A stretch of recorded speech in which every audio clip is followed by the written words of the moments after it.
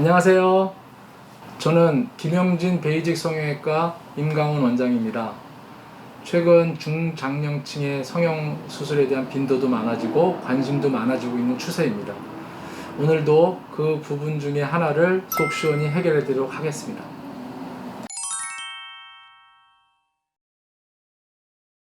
그리고요, 실 리프팅을 하면 네. 어떻게 이물감이 느껴질 때도 있긴 하나요?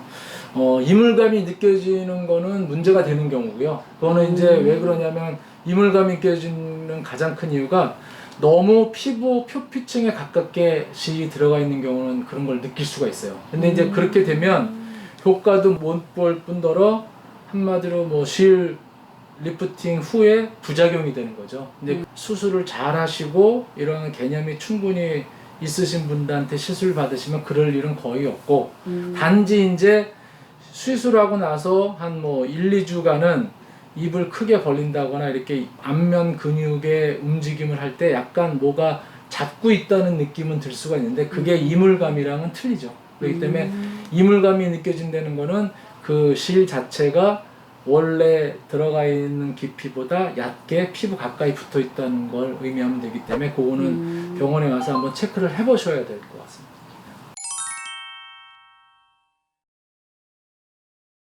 그런데 선생님, 네네. 아까 그 지속기간이 한 1년 6개월이라고 그랬잖아요. 저는 이렇게 실을 여기 얼굴에다 넣으면 네. 그게 뭐 콜라겐으로 형성돼서 이게 오랫동안 유지된다고 생각을 했어요. 그런데 1년 6개월이라고 하면 그 다음에 그럼 다시 하나요? 네, 좋은 질문이신데요. 우리 몸에 실도 한마디로 자기 게 아니고 외부 물질이잖아요. 그러다 보면 사람 몸은 어떤 외부 물질이 안에 들어오면 그 외부 물질 주위로 그런 콜라겐 같은 것들이 막 둘러싸기 시작해요. 그래서 타이트닝 되는 효과도 나타나면서 그 리프팅 효과를 유지하는 건데 이 실은 아까 말씀드렸다시피 보통 요새 거의 99%는 녹는 실을 사용하기 때문에 이게 실이 있는 상태에서 잡아주는 힘과 실이 자연적으로 없어지면서 잡아주는 힘에 분명한 차이는 있어요. 물론 아까 말씀하신 것처럼 그 실이 없어져도 그런 콜라겐 이런 좋은 의미의 흉들이 생기면서 잡고 있는 힘은 있지만 실이 있는 상태에서 잡고 있는 힘이랑은 현격하게 떨어지기 때문에 저희들은 그걸 갖다가 환자분들한테 계속 지속되어 유지되어 이렇게 말씀을 드리지 못하기 때문에 그런 면에서 1년 6개월 정도 간다고 보시면 되고 그러면은 1년 6개월 지나면 약간 좀 처짐이 예전보다 좋아졌던 게 다시 좀 처지는 것 같다 그런 느낌이 들면 또 넣으면 돼요.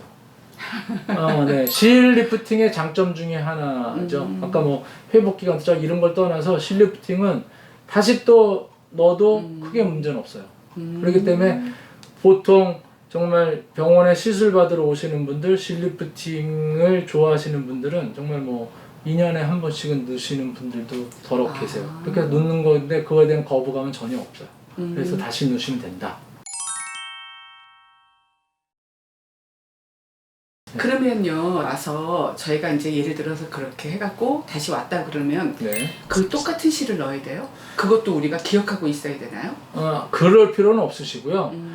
처음에 왔을 때랑 또 분명히 두 번째 시술할 때랑은 조금은 틀리거든요. 상황이 틀리니까 그때 상황을 보고 좀 더 짧은 실을 이용할 수도 있고 가는 실을 이용할 수도 있고 또 어디 부위는 굳이 그 갈고리 코고가 없는 실을 사용할 수도 있기 때문에 그때 보셔서 하시면 되고 무조건 뭐 똑같은 제품을 넣는다고 보는 거는 맞지 않고요. 그런 상황에 따라서 적절히 선택을 해서 사용하면 크게 문제는 없습니다. 네. 네. 선생님 말씀 들어보니까 실 리프팅에 대해서 많이 이해를 했는데 네.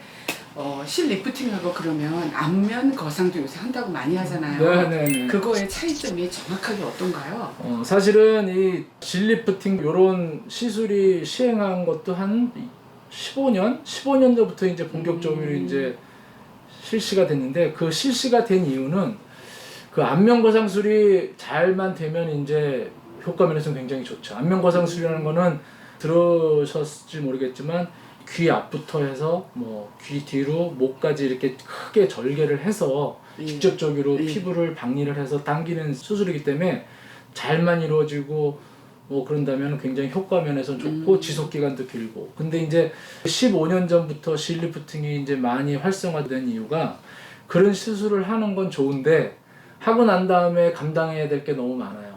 수술 후 회복 기간이라든지 뭐 부작용, 흉터 이런 것들이 이제 막 속속들이 생기다 보니 사람들이 이제 아 이렇게 큰 수술 말고 좀 더 간편하게 어떻게 좀 개선되는 모습을 볼 수 있지 않을까 해서 나온 게 예. 실리프팅이거든요. 그렇기 때문에 확연히 안면거상술과 실리프팅은 그런 차이점은 있으세요. 그러니까 실리프팅은 흉터도 안 남고 간편하고 사회로 바로 복귀할 수 있고 이런 장점 때문에 요새 많이 시행되는 거고, 안면거상술은 한마디로 큰 절개를 통해서 수술 시간이 길고 마취 방법도 전신 마취 이상으로 해야 되고 이런 것 때문에 그런 차이는 있어요. 근데 정확한 시술이 이루어지고 효과 면에서는 당연히 안면거상술이 훨씬 더 좋은 건 분명한데, 이제 아까 말씀드렸다시피 안면거상술이 갖고 있는 가장 핸디캡이 마취에 대한 두려움, 수술 후 흉터, 수술 후 생길 수 있는 뭐 안면 신경 손상 이런 것들이 존재하기 때문에 그런 것들을 한번 다 여러 면으로 고려를 해봐서 수술을 결정해야 될 것 같습니다. 네. 선생님 오늘 고마웠고요. 네.